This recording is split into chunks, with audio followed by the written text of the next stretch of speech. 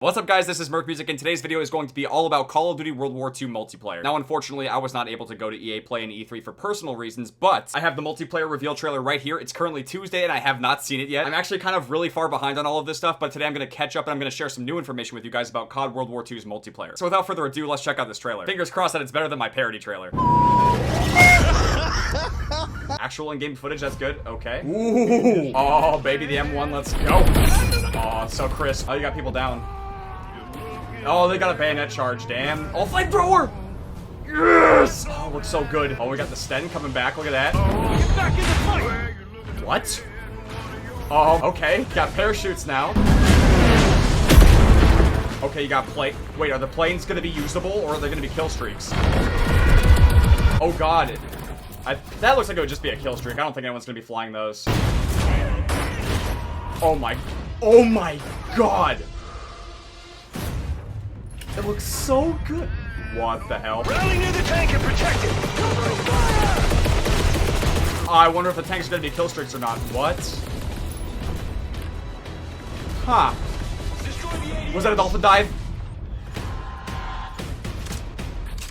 Oh my god. Dude! Are you kidding me? Sledgehammer, that was so good. Okay, so the biggest things that caught my attention were the flamethrower, the tanks, and the planes. I guess we're gonna have to wait and see if those tanks and planes are actually just gonna be kill streaks or if they're actually gonna be usable vehicles in multiplayer. The last time we had vehicles like this in Call of Duty, it was in World at War, and it was just tanks, and they were just kind of scattered about on big maps, and it really wasn't all that great. I don't necessarily have a problem with vehicles in a Call of Duty multiplayer, but they have to be implemented right. Battlefield is obviously the game series that comes to mind that does vehicles right in a multiplayer FPS game, but I don't want to get ahead of myself. These could just be kill streaks, so I'll just have to wait and see. But as far as it goes for new information about the next Call of Duty game, Charlie Intel is a great resource to check for all of this stuff. I have his Twitter page up right now and I'm going to share some of these details with you, but if you haven't followed him already on Twitter, make sure to do so because he's got all of the latest information. He literally does the best job of staying on top of all of this information, so make sure to go thank him and follow him if you haven't already. But regardless, I'm going to creep on his timeline right now and share some very valuable information with you guys. Well, this was actually just in the trailer, but the private beta is going to start August 25th on PS4 first, and it looks like that beta is going to last at least 3 days. I'm not exactly sure about Xbox One or PC yet. Okay, so apparently only 2 multiplayer maps were playable at E3. I think it's safe to say that when the beta is actually out, we'll be able to play like 2 to 4 maps. Okay, score streaks are confirmed and the plane is one of them. Tanks are in the new war mode. Okay, so the tanks are probably just limited to a certain type of game mode. That would kind of make more sense. Multiplayer maps are in Russia, Spain, and more. Some locations in multiplayer that are not in the campaign. See, that's pretty interesting. I wonder if they'll have any locations in Japan. Because Castle from World at War is one of my all-time favorite maps. He says here, Headquarters is the biggest innovation for multiplayer this year. 48 players in Headquarters. I'm curious to see what Headquarters really is because to me it really sounds more like Destiny's Tower. It's kind of like a social space where you can interact with other players, but I don't know if you can actually play against each other. We'll just have to wait and see. There's actually going to be 2 weekends of the beta. Okay, so the first weekend is August 25th to the 28th, and the second weekend is September 1st to September 4th. Oh, and he's got details about Destiny 2's beta. Okay, so Destiny 2's beta is going to start July 18th on PS4 and July 19th on Xbox One. That's good news too. There's a certain symbol from World War II that's going to be in the campaign, but it's not going to be in the multiplayer or zombies. For the sake of keeping it family friendly on YouTube, let's just call it a swag tick plum. Yeah, those are going to be in the campaign, but they won't be in the multiplayer or the zombies. Okay, so here's some more details about HQ. He's saying that it's a new social experience for Call of Duty World War II. You can commend other players, challenge players to shootouts, 1v1 duels. Okay, that sounds pretty cool. Perks are gone. There's now something called division training. Ooh boy, no perks? I think it's funny how they did the opposite of Call of Duty Ghosts. Instead of adding like 50 perks, they just decided to take them all out. That's probably gonna make the multiplayer very different. But this actually kind of brings me back to the point I made about creator class not existing in the older Call of Duty games. If there really are no perks in this game, then it really is going back to the older Call of Duty game style. Primary weapons, secondary weapons, attachments, and equipment you pick. Okay, so that's more like World at War. It's not nearly as strict as the older games. Okay, there is going to be character customization. Diving is in the game, no slide. I thought so. That really reminds me of Black Ops 1 and Black Ops 2's Dolphin Dive. People at E3 were apparently playing some kind of battleship map. I think we did get to see that in the trailer a little bit. Okay, so the parachutes into the map. It's apparently a score streak called Paratroopers. These troops deploy into battle and play alongside your team. I thought that was just gonna be like some kind of spawn option. If I'm not mistaken, I think there was a map in Bad Company 2 you could play where you'd actually like parachute in. I thought that's kind of what this was going to be, but apparently it's just a score streak. I don't know if that's necessarily a missed opportunity, but it looks like it's just going to be AI that you can call into the map to shoot enemies. Not necessarily as cool as I was hoping. War is more than a mode. It's custom maps built only for war. Okay, that sounds awesome. Back to this whole 48 player headquarters feature. Apparently there's going to be a firing range as well. You can see all of the other players that are at the firing range as well. That's pretty cool. I wonder if we'll be able to throw potatoes instead of grenades like Call of Duty 2. Come over here and pick up a grenade. These are potatoes, Comrade Commissar.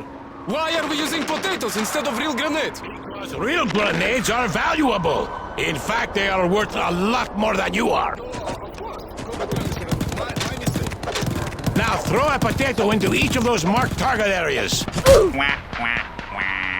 That'd be pretty damn awesome. Okay, so more on this war game mode. There's 4 operations you have to complete. You have to capture an objective, build a bridge, advance to the enemy's location, and take out their armory. That sounds amazing. When we talk about change for Call of Duty, I was never really looking for like exosuits or advanced movement. I was really just looking for more content in the existing games, like a bigger variety of weapons and maps and game modes. And this war game mode sounds perfect. It has objectives that actually coincide with the time period and era. It looks like these objectives are more meaningful than just capturing a random flag or planting at a random bomb site. I'm really looking forward to this. Domination has halftime. The objectives fade when you're aiming it, and they also show progress on capture. Okay, so Dom's gonna be more like domination in the current Call of Duty games. Apparently, if you run a suppressor on your class, you can take it on or off in the middle of a match. Okay, we'll have to see how that plays out. No more final kill cam. It's a play of the game at the end. Okay, I've got something to say about this. I'm gonna look like such a dork for bringing this up, but I made this note on January 1st this year. It's a variety of options for Call of Duty's kill cam system. At the end of a game, you could essentially click a different button on your D-pad to see a different type of kill cam. So if you click up on the D-pad, you get a traditional kill cam. If you click down on the D-pad, you get a play of the game like Overwatch. If you click left on the D-pad, you get to see your most recent death in the kill cam. And lastly, if you click right on the D-pad, you get to see your most recent kill in the kill cam. I also mentioned here that all of your most recent kill cams are going to be viewable in your most recent after action report. So after a game, even if you wanted to see a certain type of kill cam or play at the game, you can do that after the game. And if it's too difficult to put all of this on the D-pad after the game, at least let us have a setting where we can choose whatever we want. I think having more options is always better than being forced to have one type of thing. But yeah, it looks like the next game is just going to have play at the game. So that's pretty different for COD. Okay, so headquarters is actually going to be available in the beta, so we'll be able to check out all of those cool features. Actually, I think that's pretty much it. As far as it goes for overall impressions so far, this to me looks like a really beefed up World at War on steroids. The actual style and the look of the game to me really looks like World at War. And as far as it goes for including things like the flamethrower, the tanks, and the planes, this is really where it gets intense. It's actually kind of hard for me to say more about this game because I haven't actually played it, but from what I've seen, it looks really solid. And I am definitely going to be no-lifing the private beta once it's out in August. But yeah, that's pretty much all the information I have to share with you guys about Call of Duty World War II. Let me know what you guys thought about the trailer and all this other information I share with you guys by leaving a comment. And yeah, thank you guys very much for watching. I hope you guys enjoyed this video. If you guys did and you're excited for Call of Duty World War II, make sure to drop a like, and I'll see you guys later.